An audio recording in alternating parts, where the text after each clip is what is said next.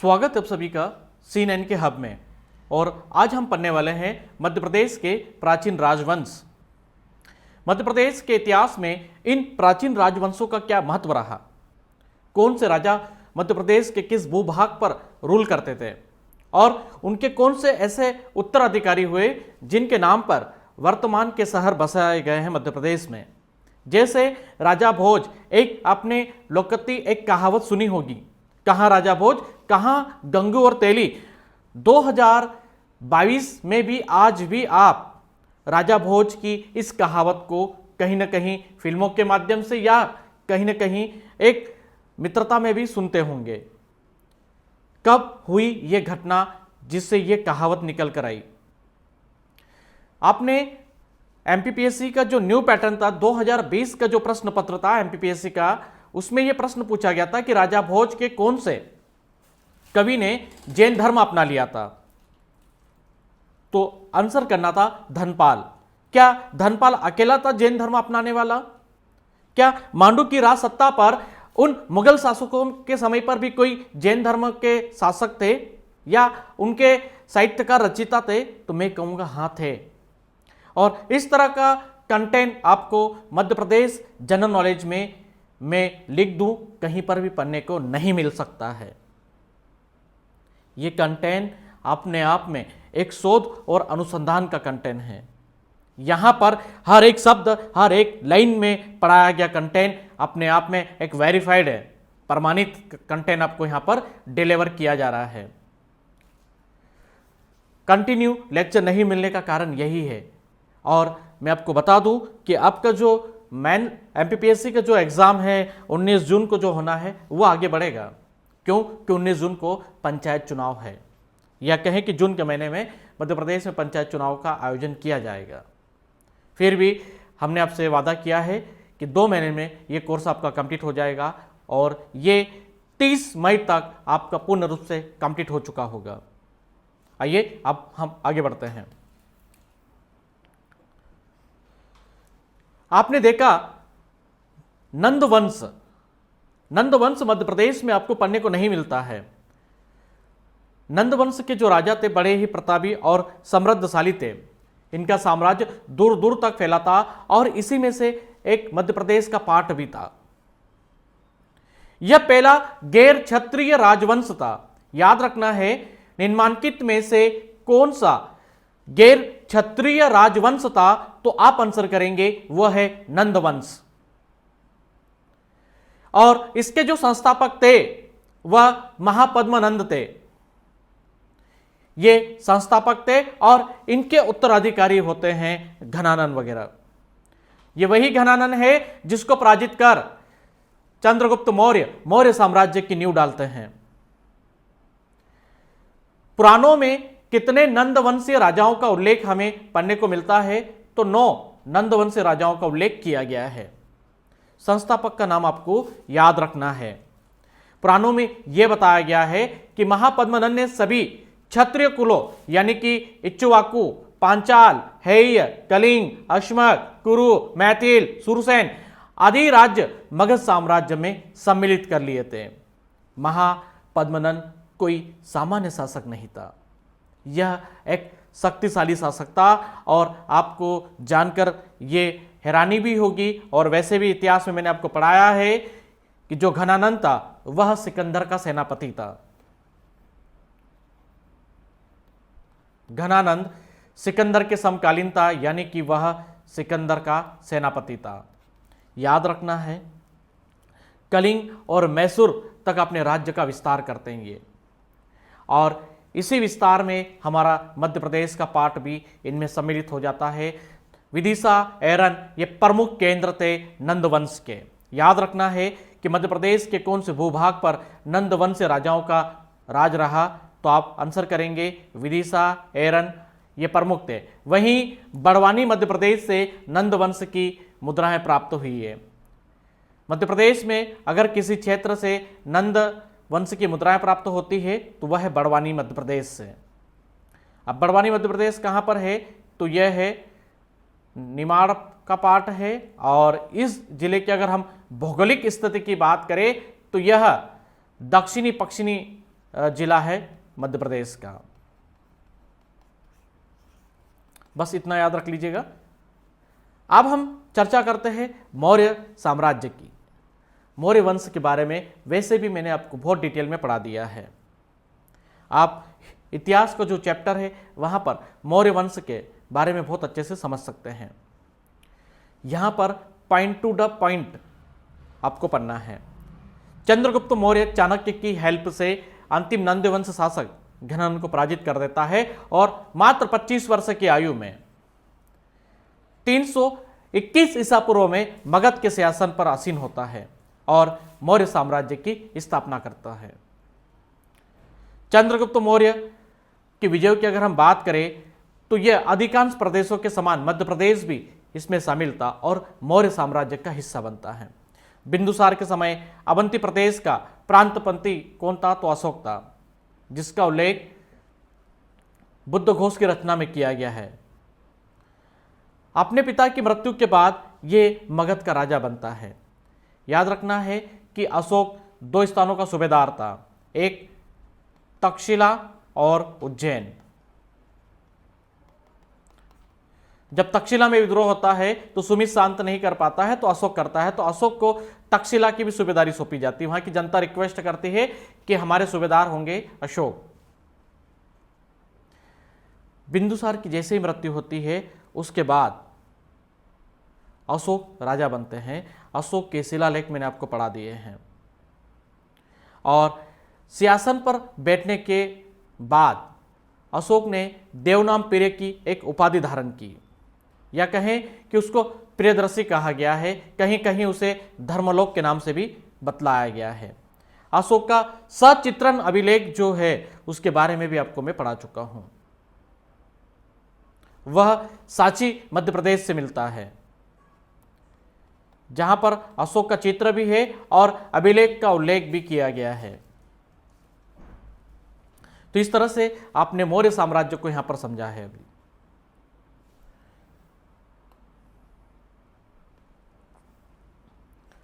अब एक चीज बड़ी रोचक आती है कि जब अशोक के जीवन की घटना है, जब वो उज्जैनी की सूबेदारी को संभालने के लिए जा रहा था तो वो रास्ते में विदिशा में रुकता है और एक व्यापारी की लड़की श्री देवी के साथ वह विवाह करता है।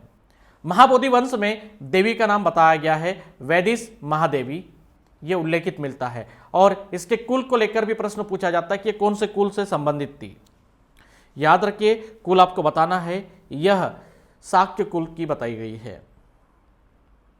अशोक और उसी पत्नी से महेंद्र नाम का एक पुत्र उत्पन्न होता है और संघमित्रा भी उत्पन्न होती है। इसके अलावा उज्जैनी भी अशोक का पुत्र था।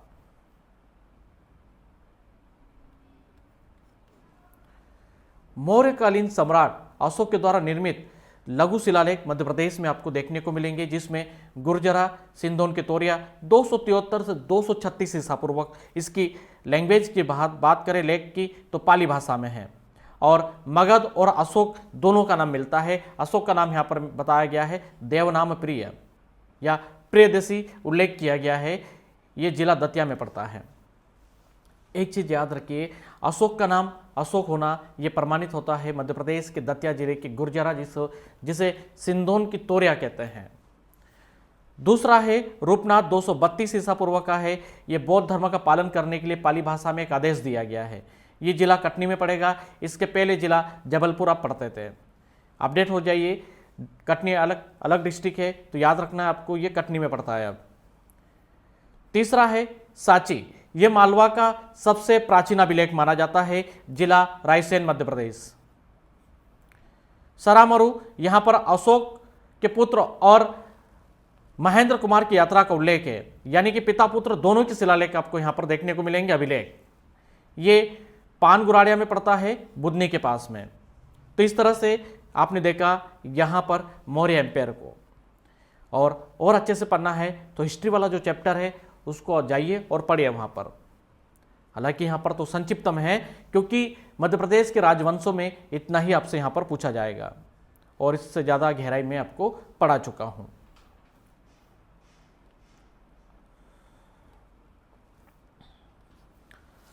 आप सभी को पता है सुंग वंश यानी कि मौर्य उत्तर युग कहेंगे हम इसको। अब प्रारंभ होता है आपका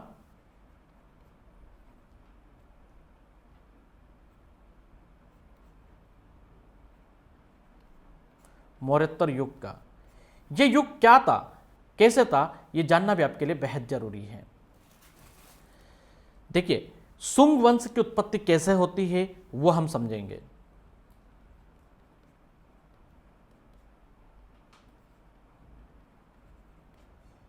पहला, इसके बाद सुंग कौन थे,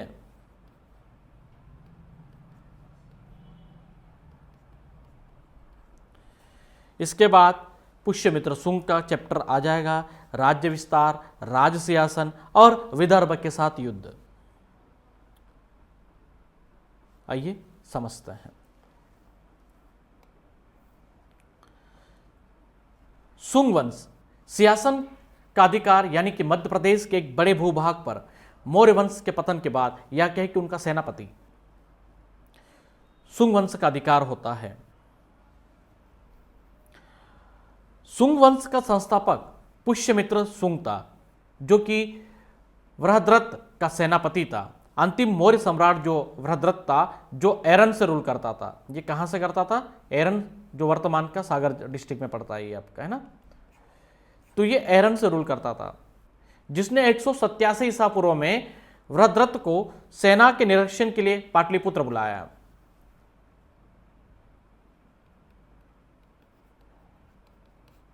और सेना के सम्मुख ही उसकी हत्या कर दी और सिंहासन पर अधिकार कर लिया। और इस तरह से एक नए राजवंश का उदय होता है, जिसको नाम दिया जाता है सुंग वंश।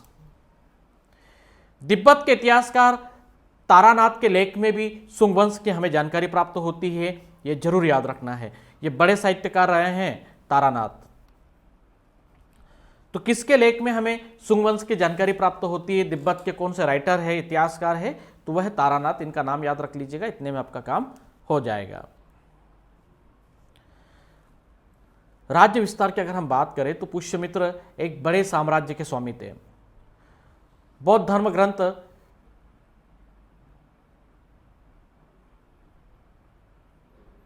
दिव्यदान के अनुसार पाटलिपुत्र, अयोध्या, विदिशा और पंजाब में जालंधर तक, या कहें कि शाकल, पुष्यमित्र के साम्राज्य में सम्मिलित है। और पाटलिपुत्र इनकी पूर्वोत्तर राजधानी बना रहा है, यानी कि जो पाटलिपुत्र था वह इनका मुख्य कैपिटल हुआ करती थी। अब इसी कड़ी में हम समझते हैं इन राजाओं के बारे में।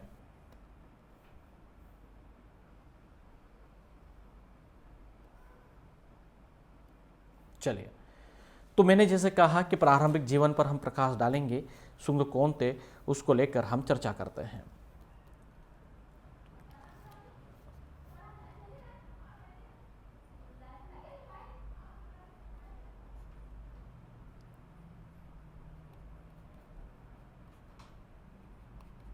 सुंग कौन थे? देखिए, सुंग कौन थे ये जानना बेहद जरूरी है। सुंग लोग ब्राह्मण थे। पहला,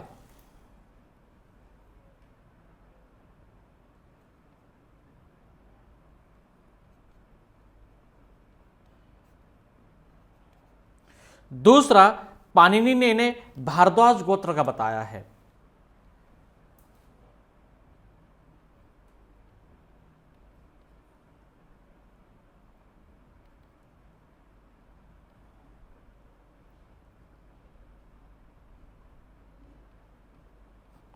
गोत्र है ना, ये बात कौन करते हैं?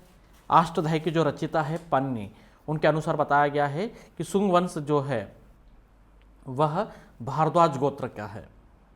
इसके साथ आप देखेंगे कि कालिदास मालविका अग्निमित्रम में भी सुंगों के बारे में जानकारी देते हैं। उपनिषद में भी सुंग वंश की जानकारी मिलती है।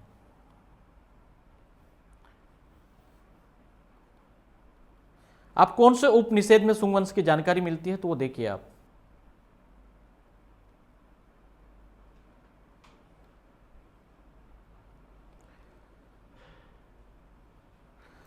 वृहद अर्नेक जो ग्रंथ है उपनिषद, इस उपनिषद में भी सुंगों को अध्यापकों यानी कि कह सकते हैं कि अध्यापकों के रूप में वर्णित किया गया है।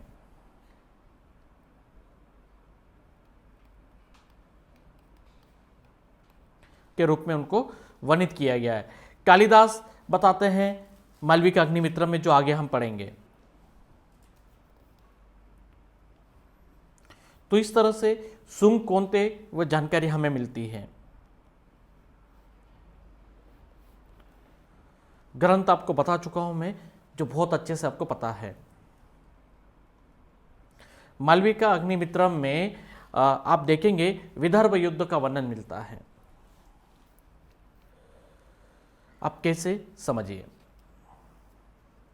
राजधानी पाटलिपुत्र था, ठीक है। पुष्यमित्र ने अपने बेटे अग्निमित्र को विदिशा का सूबेदार बनाया।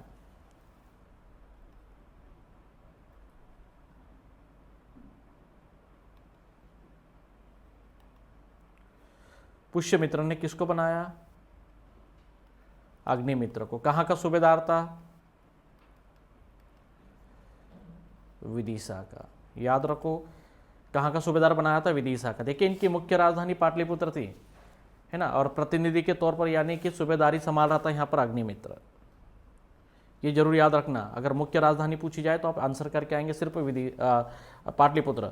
और कौशल में भी एक सूबेदार राज करता था, और वो था अग्निमित्र का साला वीरसेन।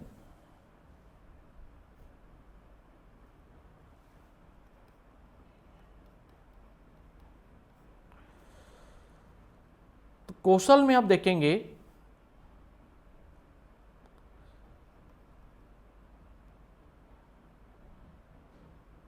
अग्निमित्र का साला वीरसेन साहब, वीरसेन, ठीक है। ये नर्मदा नदी के किलेदार था, के किनारे का दक्षिण वाला जो पार्ट है उसका क्या था? ये किलेदार था। याद रखना, बस इतना याद रख लो, इतना लिख लो कि क्या था? ये सीमांत दुर्ग का किलेदार था। अब विदर्भ से युद्ध कैसे होगा ये आपको समझना है यहां पर। चलिए, इतना अगर आप नोट कर लिए हो तो इसको हटाते हैं यहां से जल्दी से।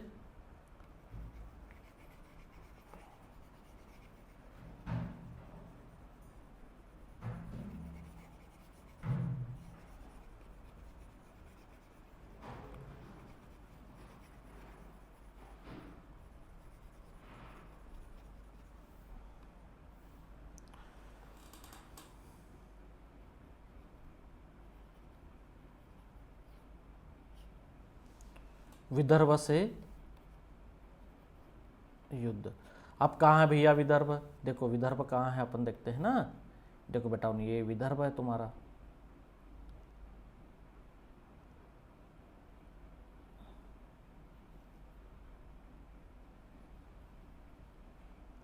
ये मध्य प्रदेश बना लेते हैं यहाँ पर, और ये वाला पार्ट आपका जो है पीछे वाला विदर्भ वाला एरिया कहलाएगा। और ये थी नर्मदा नदी, ठीक है। तो क्या है विदर्भ से? पुष्यमित्र सुंग के शासनकाल की दो घटनाएं बड़ी प्रसिद्ध हैं।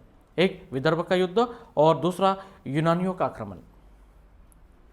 और इन सभी का उल्लेख कालिदास ने मालविका अग्निमित्रम में किया है।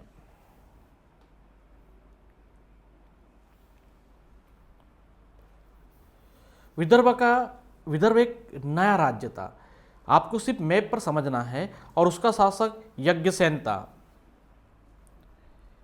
तो विदर्भ का राजा कौन था यहां पर? अब पहले तो यह है कि विदर्भ का युद्ध किसके किसके बीच होता है, बड़ा प्रश्न तो यह है। तो यह युद्ध होता है पुष्यमित्र सुंग का जो साला था वीरसेन, ठीक है, इनके बीच होता है। पर आपको यही याद रखना है कि यहाँ पर वीरसेन और आप याद रख लीजिएगा यज्ञसेन, इन दोनों को याद रखना है आपको। वर्सेस में यही आपको समझना होगा।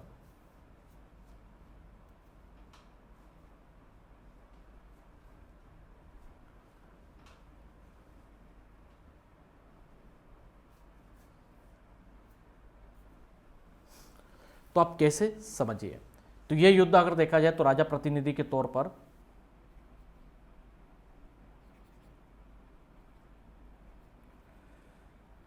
अग्निमित्र वर्सेस यज्ञसेन, है ना। और अग्निमित्र का साला क्या था, सेनापति था, प्रतिनिधित्व वही करता अग्निमित्र का साला, पर राजा का नाम पहले आता है क्योंकि वो राजा था भैया, है ना।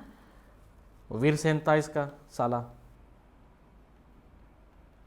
वीरसेन, है ना। अटैक करेगा ये, कौन करेगा, वीरसेन आक्रमण करेगा। अब क्या हुआ कि यज्ञसेन मौर्य सम्राट सचिव का बहनोई था। जो यज्ञसेन था ये किसका बहनोई था, मौर्य सम्राट का, यानी कि जो मौर्य राजा हुआ करते थे उनका सचिव का बहनोई था। जैसे ही मौर्य वंश का पतन होता है तो यज्ञसेन क्या करता है, एक नए साम्राज्य का विस्तार कर लेता है। और पुष्यमित्र सुंग चाहते थे कि इनकी प्रतिद्वंदता को जल्दी से जल्दी खत्म किया जाए। परिणाम यह होता है कि विदर्भ और विदिशा में तनातनी हो गई, यानी कि ये विदर्भ और वी फॉर विदिशा दोनों एक दूसरे के कट्टर दुश्मन बन गए भैया। बिल्कुल ऐसा काम हो गया कि बस तलवार उठाओ और बिल्कुल आमने सामने हो जाओ। दुश्मनी तनातनी, राजा अग्निमित्र वर्सेस विदर्भ के किंग यज्ञसेन। अग्निमित्र का साला वीरसेन सैन्य नेतृत्व करने वाला है। अब विदिशा का जो राजा था अग्निमित्र, अग्निमित्र क्या था, चतुर व्यक्ति था। अग्निमित्र क्या था, चतुर था। इसने क्या किया कि कूटनीतिज्ञ नीति को अपनाया, इसने भेद नीति से काम लिया। यज्ञसेन के चचेरे भाई माधव सेन को अपनी ओर मिला लिया। अब यज्ञसेन का चचेरा भाई कौन, माधव सेन। अब माधव सेन किसकी ओर हो गया, किसकी टीम में आ गया, टीम बना लो यहां पर, अग्निमित्र की टीम में, है ना। अब इसको यहां पर उठा के लिख दो, महादेव सेन किसका ब्रदर था, यज्ञसेन का चचेरा भाई था। तो वीरसेन के नेतृत्व में एक सेना आक्रमण करने के लिए आगे बढ़ती है। यज्ञसेन यहां पर पराजित हो गए और विदर्भ को दो भागों में डिवाइड कर दिया गया। यज्ञसेन और माधव सेन दोनों में बांट दिया गया और दोनों पुष्यमित्र की सॉवरेनिटी को एक्सेप्ट करते हैं, यानी कि उसकी अधीनता को एक्सेप्ट कर लेते हैं। याद रखना है कि विदर्भ को दो भागों में जो बांटने का काम किया था वह अग्निमित्र ने किया था, यानी कि दोनों भाई को वो बांट देता है। एक पार्ट माधव सेन को देगा तो एक वह यज्ञसेन को सौंप देता है। तो इस तरह से विदर्भ के दो टुकड़े हो जाते हैं और दोनों किसके अधीन था, यानी कि विदर्भ किसके अधीन था, विदिशा के अधीन, यानी कि अग्निमित्र के अधीन था। और मुख्य जो एम्पायर था इनका वो कहाँ था, पटना पाटलिपुत्र था। तो इस तरह से विदर्भ युद्ध को आपने समझा। आप दूसरी जो घटना थी विदर्भ के बाद, यूनानियों के आक्रमण, किस तरह से यूनानी आक्रमण करते हैं अग्निमित्र पे, या कहें कि सुंग वंश के इन राजाओं के ऊपर।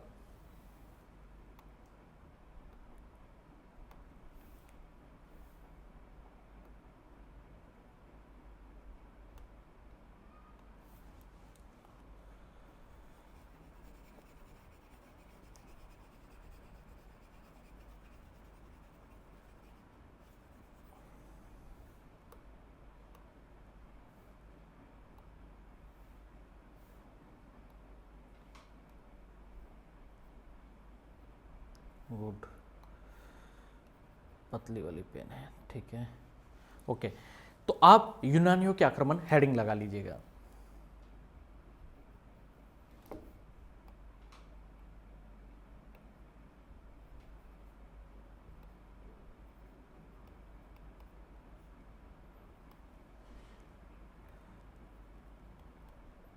यूनानियों के आक्रमण। अब क्या होता है, पुष्यमित्र के सुंग के काल में उत्तर पश्चिमी प्रदेशों पर यूनानियों ने आक्रमण कर लिया था, उत्तर पश्चिमी भारत वाले पार्ट पर। अब भारत का ये वाला उत्तर पश्चिम वाला क्षेत्र।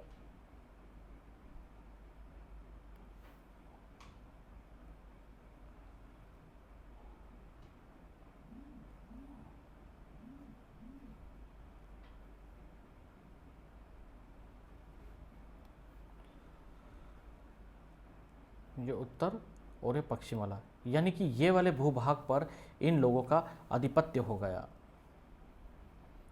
किनका? यूनानियों का। और किसके समय होता है ये? पुष्यमित्र के समय।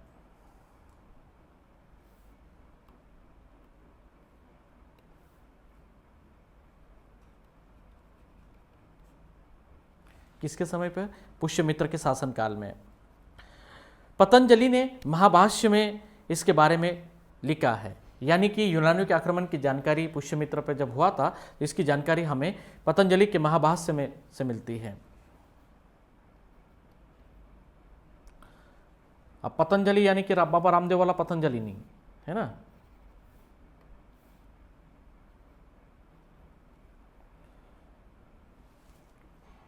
ओहो, ठीक है। पतंजलि, और पतंजलि का जो महाभाष्य रचना थी, महाभाष्य में, तो इसमें यवन आक्रमणकारियों के संकेत की जानकारी मिलती है। और चित्तौड़ जो था यहाँ पर, चित्तौड़गढ़ है ना, चित्तौड़गढ़ जो था उसको इन्होंने घेर लिया था। और गार्गी संहिता में भी इसकी जानकारी मिलती है।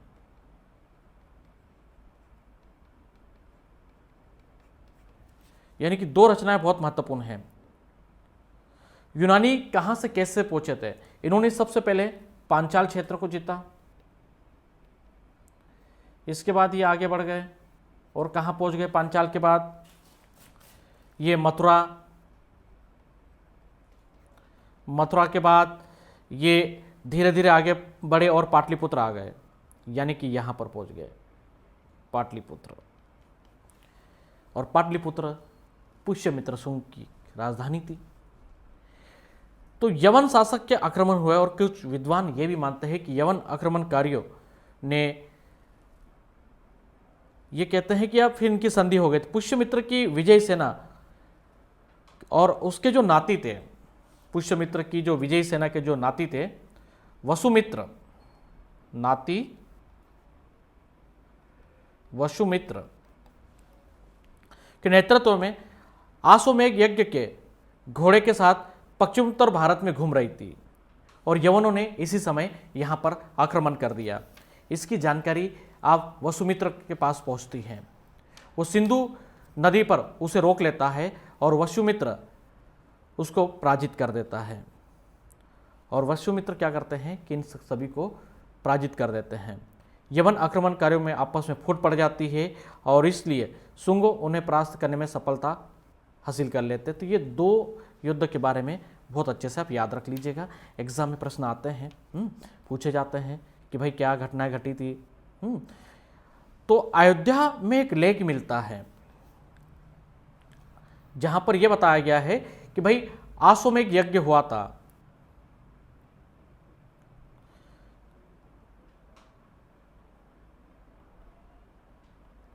अयोध्या लेख में पुष्यमित्र शुंग के द्वारा 2 आश्वमेध यज्ञ कराए गए, इसकी जानकारी प्राप्त होती है। कितने? 2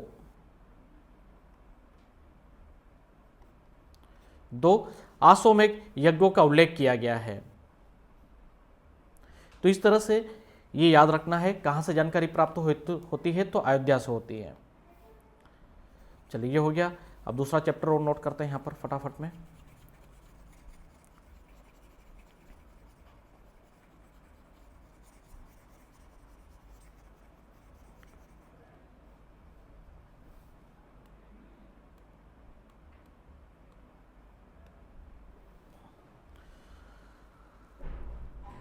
तो इस तरह से हमें जानकारी प्राप्त होती है। और एक ये भी बताया जाता है कि जो कलिंग का राजा था, कलिंग का शासक, अब कलिंग उड़ीसा में पड़ता है और यहाँ का राजा था कौन? खारवेल। तो खारवेल ने पुष्यमित्र शुंग को पराजित कर दिया था, पुष्यमित्र को पराजित किया था, है ना। अब ये प्रश्न आया तो ये बता दीजिएगा कौन सा राजा ने हरा दिया था। और ये पुष्यमित्र के समकालीन नहीं था, सीधी सी बात, अगर वो हरा रहा तो शत्रु ही था, इसकी अधीनता को एक्सेप्ट नहीं करता और इस पर कहीं प्रश्न भी उठते रहते हैं, बट ये बहुत ही महत्वपूर्ण है। आप सभी को पता है कि पुष्यमित्र सुंग जो थे वह ब्राह्मण धर्म के फॉलोअर थे और मौर्य काल में जो बौद्ध धर्म का प्रचार प्रसार शुरू हुआ था उसी नीति पर ये भी काम करते हैं और मौर्य साम्राज्य के अंतिम शासन काल में ये कमज़ोर भी होते हैं। और इस समय आप देखिए कि बौद्ध ग्रंथ नीतियों का काफ़ी ज़्यादा ये भी पालन करता है। भरूत स्तूप का निर्माण करवाया जो आपके सतना उचेरा में पड़ता है, इसके बारे में हम पढ़ा भी चुके हैं आप लोगों को। तो इस तरह से आप पुष्यमित्र सुंग को एक अच्छे राजा के तौर पर जहाँ से प्रश्न पूछे जा सकते हैं उस लेवल पर आप पढ़ सकते हैं इनको। चले, तो कालिदास के नाटक मालविका अग्निमित्रम के अनुसार युवराज अग्निमित्र पुष्यमित्र सुंग के प्रतिनिधित्व तौर पर विदिशा पे रूल करते थे, जो आपको बता चुका हूं। और इनके शासन काल में यानी कि सुंग शासक भगवत जो कि 8वें शासक थे विदिशा के, इनके शासन काल में ग्रीक अंटिअल्किदास का जो राजदूत था हीलियोडोरस विदिशा आया था और भगवान वासुदेव के सम्मान में उसने बेस नगर में एक प्रसिद्ध गरुड़ स्तंभ का निर्माण करवाया। यह एक गिफ्ट था 180 ईसा पूर्व का। यह गिफ्ट कब का था? यानी कि 180 ईसा पूर्व का यह एक उपहार था जो अंटिअल्किदास ने यहां पर पहुंचाया अपने राजदूत को। इसने वैसे यहां पर 10 स्तंभों का निर्माण करवाया, जिसमें सबसे महत्वपूर्ण था आपका ये गरुड़ स्तंभ। वर्तमान कालखंड में इसको खम बाबा के नाम से भी जाना जाता है और एग्जामिनर ने कई बार यह प्रश्न भी पूछा है कि इसको किस नाम से जाना जाता है।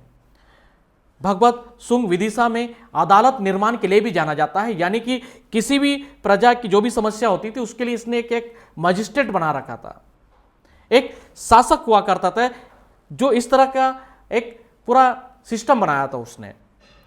वहां पर अदालतें हुआ करती थी और उन अदालतों के माध्यम से यानी कि जो क्रिमिनल है उसको भी वहां पर बुलाया जाता था और उसका भी पक्ष देखा जाता था। उसके लिए भी एक बाकायदा उनका एक एडवोकेट हुआ करता था। खम बाबा स्थानीय तौर पर इसको या कहें कि बुंदेलखंड के क्षेत्र में यह बड़ा प्रसिद्ध है। अमावस्या या कहें कि चांदनी रात पर खम बाबा की जो पूजा अर्चना करती है प्रेत बाधाओं को दूर करने के लिए यहां पर ऐसी मान्यताएं भी हैं, इसीलिए इसका नाम खम बाबा है। स्थानीय जनजाति दीमर यानी कि मछुआरे जनजाति के जो लोग हैं वह इसके उपासक है, पूजक है। तो याद रखना कि कौन सी जनजाति इसकी पूजक है, तो दीमर यानी कि मछुआरे। और यह प्रश्न भी आपसे पूछा जाए तो मैं कहूं आप यह आंसर कर दीजिएगा। वही सुंगकालीन नवीन शैली का उदय पूरे भारत में होता है, जिसके बारे में आपको कई बार पढ़ा चुका हूं। विंध्य क्षेत्र के प्रमुख नगर सतना जिले में नागौद रियासत के अंतर्गत उचेरा पड़ता है और उचेरा के पास में है आपका भरूत बौद्ध स्तूप। इनकी वेदिका का पुनर्निर्माण सुंग काल में कराया था और इनके निर्माता जो थे सुंग राजा पुष्यमित्र सुंग थे।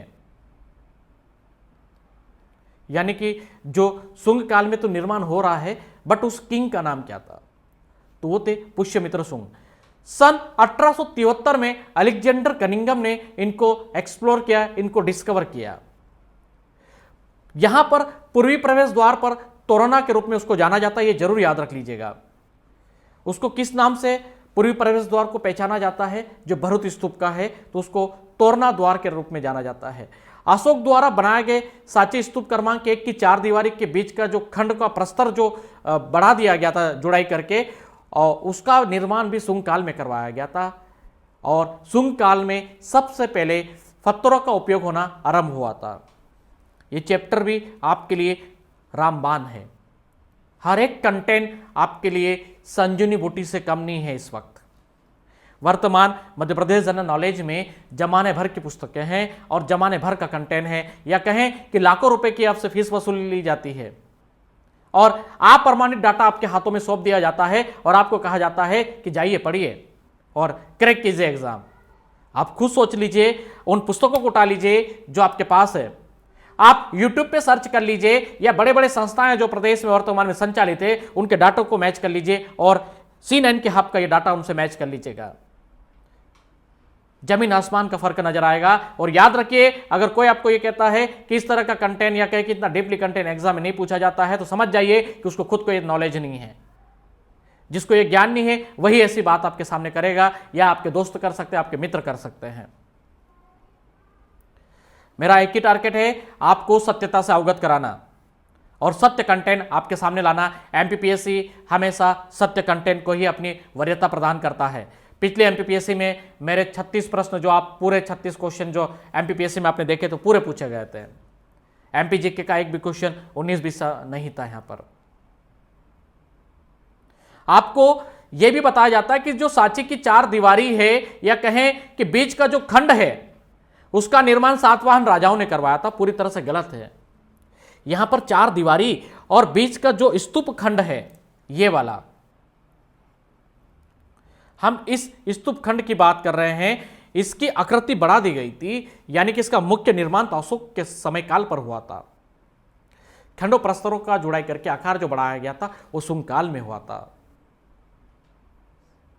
शुंग राजा अपनी इस प्रसिद्धि के लिए बड़े, या कहे कि शुंगकालीन नवीन शैली का भारत में जो जन्म या उदय होता है वो भरुत स्तूप से होता है। महत्वपूर्ण बिंदु में यह है कि जन्मेजय के बाद पुष्यमित्र पहला ऐसा विजेता था जिसने अश्वमेध यज्ञ किया था। और अयोध्या लेख के बारे में आपको बता दिया गया कि 2 अश्वमेध यज्ञों का उल्लेख मिलता है। पुष्यमित्र ने संस्कृत को राजभाषा घोषित किया था, यह जरूर याद रख लीजिएगा। कौन से राजवंश ने संस्कृत लैंग्वेज को अपनी राजभाषा घोषित किया था? तो वह है शुंग वंश, या कहें कि उसमें राजा का नाम पूछे तो पुष्यमित्र शुंग आपको आंसर करना चाहिए। तो इस तरह से आप यहां पर पुष्यमित्र शुंग के बारे में समझ पाए। अब हम आगे पढ़ेंगे अन्य राजवंशों को। अगला चैप्टर होगा आपका सातवाहन वंश। डिटेल में पढ़ेंगे। तब तक के लिए जय हिंद, जय भारत।